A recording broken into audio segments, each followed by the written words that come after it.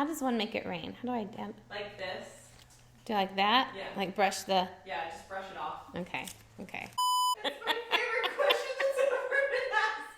How does one make it rain? I felt extraordinarily white when I said that.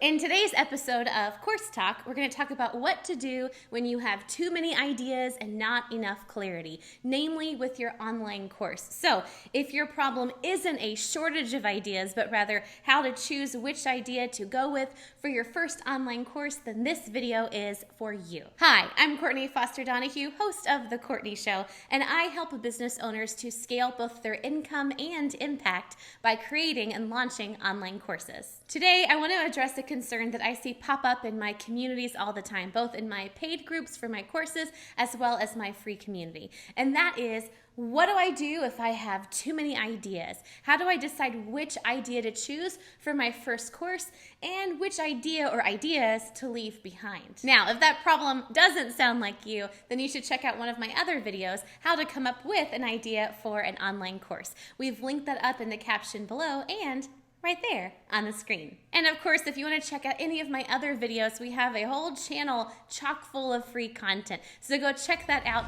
Be sure to subscribe to our YouTube channel as well. You can hit that subscribe button and click the little bell to be notified when we release new episodes. Now, let me know in the comments below, where are you in your course creation journey? Just getting started? Maybe you already have an online course, too many ideas, not enough ideas? Let me know in the comments below. So back to the episode.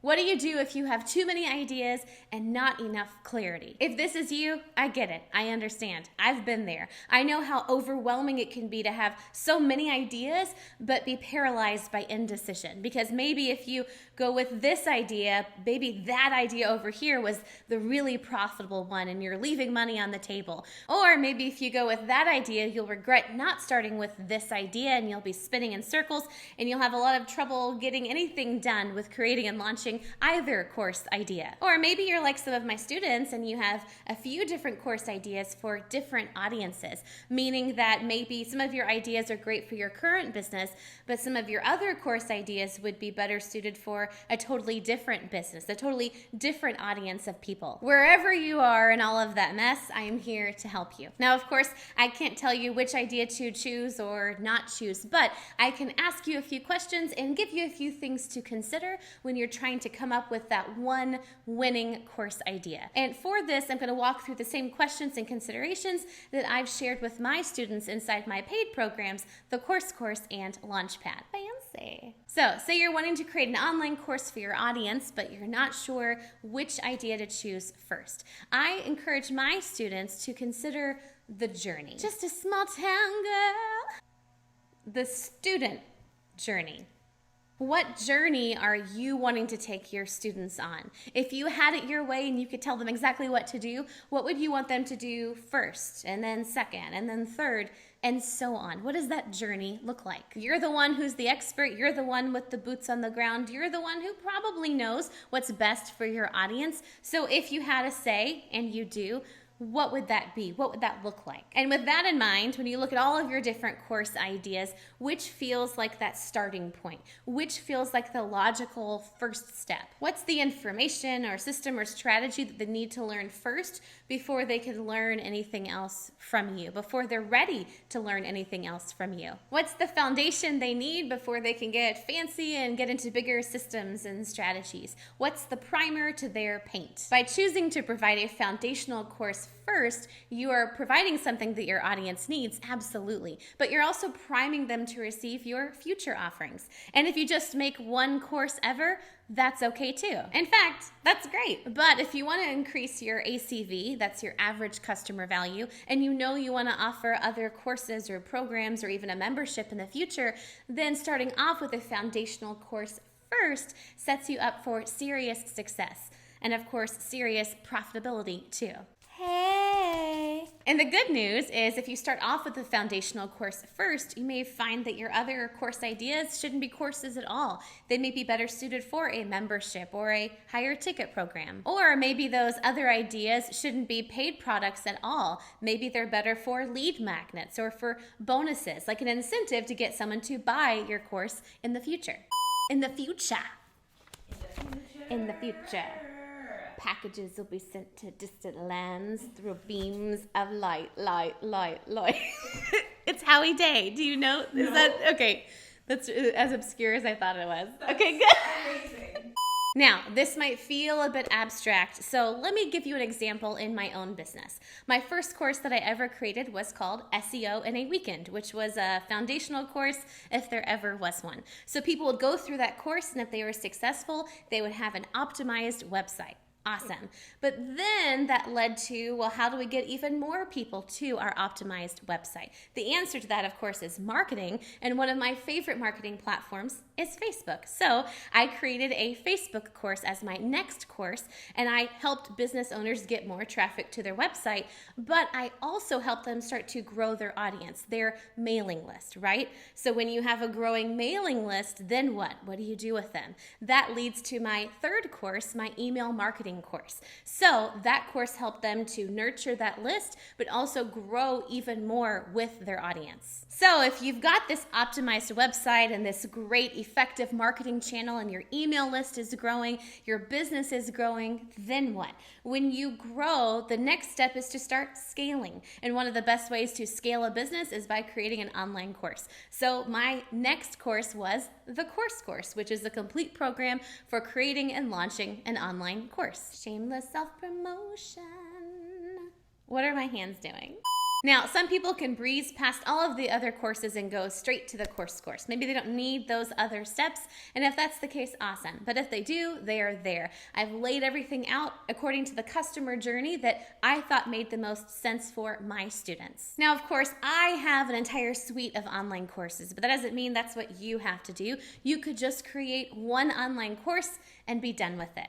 Or maybe you want to create an online course that feeds into a membership, that feeds into a coaching program or a mastermind or any or all of those things. You can do whatever you want. But the big idea is you don't start with all of those things. You start with just one thing, just one foundational course. One course that primes your audience to potentially receive future courses or offerings or programs or whatever products and services you want to share with your audience. So it might feel like an oversimplification, but it's true. When you're trying to choose which course idea to start with, start at the beginning. What is the most logical first step in a student journey? That first step is your first course. Now, maybe you have too many ideas for too many different audiences. Maybe some of your course ideas go outside of the audience you serve in your current business.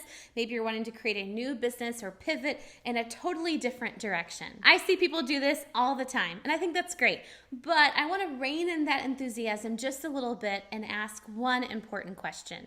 Why are you creating an online course in the first place? What's the reason? Is it to make more money, have more freedom? Or maybe you want to create a totally new business? Or maybe it's all of those things. If the reason is just to make money, then I always recommend going with the low-hanging fruit first, your current established audience. You can pivot later, you can have a new business and new courses for a new audience, but if the reason is just to make money right now, start with what you've got. But if your reason for creating an online course is to start a new business and serve a new audience, then that's when it does make sense to pivot. And so this is where I would ask you, what do you want to do? It's really that simple. What do you want to be known for? What do you want your life and your business to look like a year from now, 5 years from now? If the things you're doing today are not putting you on the path to getting those things, then maybe it is time to stop what you're doing, make a pivot in a new direction, do something else. Just be sure that whatever you do, you first get to the reason why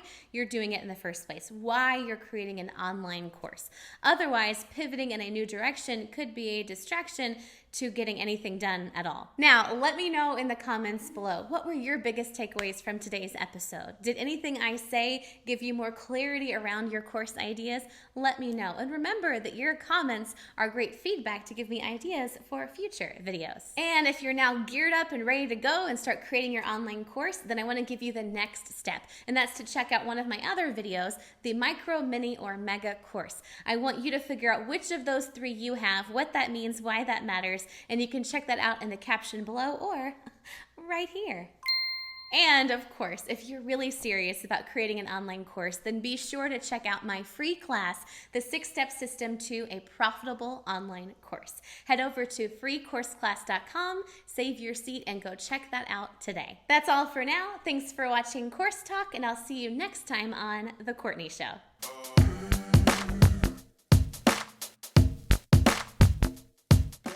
Just a small town girl living. You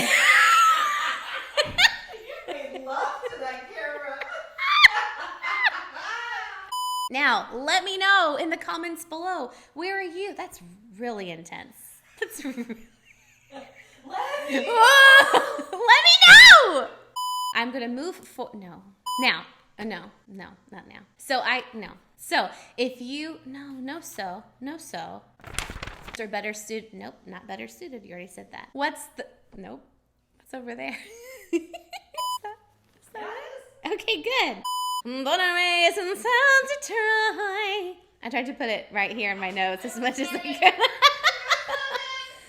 Or a higher ticket program, like a coaching program or a program. How many times am I going to say the word program?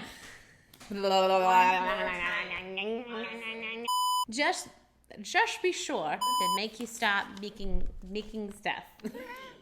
She took the midnight train going anywhere.